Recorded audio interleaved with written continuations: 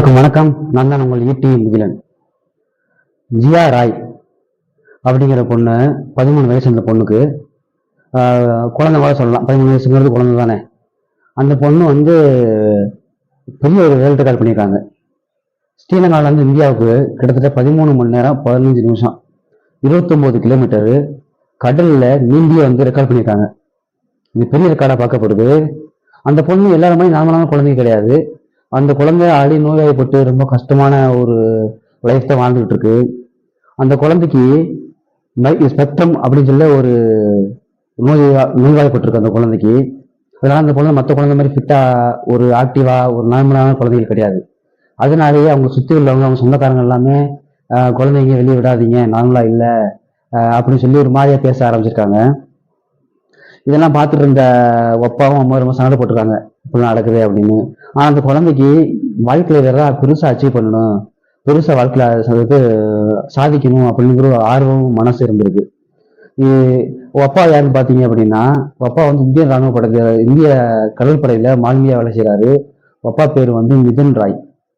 இவர் வந்து சரி உனக்கு என்ன பண்ணணுமே, அப்பாட்ட வந்து குழந்தை சொல்லுது, இந்த மாதிரி நான் வேற வாழ்க்கையை சாதிக்கணும், என்ன பண்ணலாம் அப்பா சொல்லி கேட்கும்போது, உனக்கு என்ன பண்ணணுமோ அதை நீ பண்ணணும், நான் ஃபுல் சப்போர்ட் பண்றேன்னு சொல்லி அவரோட அப்பாவோட ஆதரவு அம்மாவோட ஆதரவும் ஃபுல்லா கொடுக்குறாங்க அந்த பொண்ணுக்கு.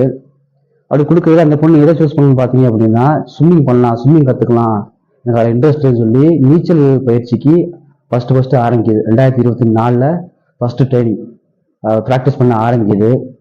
கடுமையான ப்ராக்டிஸ், கடுமையான உழைப்புக்கு அப்புறம் முயற்சி, தன்னம்பிக்கை இதெல்லாம் முடிச்சதுக்கு அப்புறம் ஒரு ரெக்கார்டு ஒன்று பண்ணுது.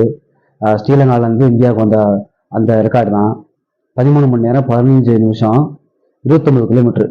கடல்ல ஸ்விம்மிங் பண்றது அவ்வளவு சாதாரணம் கிடையாது. அது கம்மாயிலேயோ ஏரியிலேயோ குளத்துலயோ ஈஸியா பண்ணிடலாம். ஆனா கடல்ங்கிறது இதெல்லாம் பார்த்துட்டு எவ்வளவு பெரிய அலைகள் வரும், எவ்வளவு ஃபோர்ஸா காத்தடிக்கும், எவ்வளவு ஃபோர்ஸா அலை வரும், தண்ணி எவ்வளவு ஃபோர்ஸா இருக்கும், வானிலை மாற்றம் ஏற்படும். இந்த மாதிரி பிரச்சனை இருக்கும்போது அது நார்மலாக மனுஷனாலேயே அவ்வளவு இது ஸ்ட்ராங்கா நீச்சல் அடிக்கிறது கஷ்டம். அந்த பொண்ணுக்கு வேற உடல்நல குன்றியான பொண்ணு.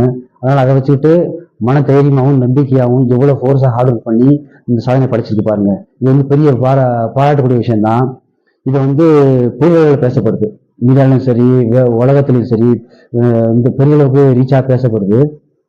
அந்த பொண்ணு இது மட்டும் இல்லாம நேஷனல் ரெக்கார்டும் சரி, இன்டர்நேஷனல் ரெக்கார்டும் சரி, இந்த மாதிரி பல ரெக்கார்டுகள் பண்ணியிருக்கு அந்த பொண்ணு. மும்பையில வந்து கிட்டத்தட்ட 29 கிலோமீட்டர் மும்பை கடல்ல நீந்தி சாதனை பண்ணியிருக்கு. அதுபோக இந்தியால இருந்து எலிபெண்டா தீவு வரைக்கும் கிட்டத்தட்ட 36 கிலோமீட்டர் நீந்தி வேர்ல்டு ரெக்கார்ட் பண்ணி. இது மட்டும் இல்லாம தேசிய விருதுகள் மற்றும் சர்வதேச விருதுகள் அப்படின்னு சொல்லி ஏகப்பட்ட விருதுகள் இந்த பொண்ணு வாங்கியிருக்கு. அந்த பொண்ணு சொல்றது என்ன பாயிண்ட் அப்படின்னா, நான் ஊனமுட்ட மாதிரி நான் இருக்கேன், நானே என்னால இவ்வளவு சாதிக்க முடியுது, எல்லாருனாலும் எல்லாம் சாதிக்க முடியும், அதனால எல்லாரும் முயற்சி எடுங்க, நம்புங்க, முதல்ல நம்மளாதான் நம்ம இந்த வாழ்க்கையில அச்சீவ் பண்ண முடியும், உங்களை நீங்க முழுசா நம்புங்க, முயற்சி பண்ணுங்க, ஒரு டைம் ட்ரை பண்ணிட்டு இன்னொரு டைம் விட்டுறாதீங்க, கண்டிப்பா முயற்சி பண்ணுங்க, எஃபெக்ட் போடுங்க, கண்டிப்பா பெண்களுக்கு அச்சீவ் பண்ணலாம் அப்படின்னு சொல்லி பேட்டி கொடுத்துருக்கு.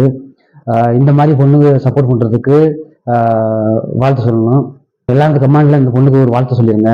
அடுத்து இந்த மாதிரி இன்ட்ரெஸ்டிங் தெரிஞ்சுக்கிறதுக்கு நம்ம சேனலை சப்ஸ்கிரைப் பண்ணி வச்சுக்கோங்க. அடுத்த சந்திப்போம். நன்றி, வணக்கம்.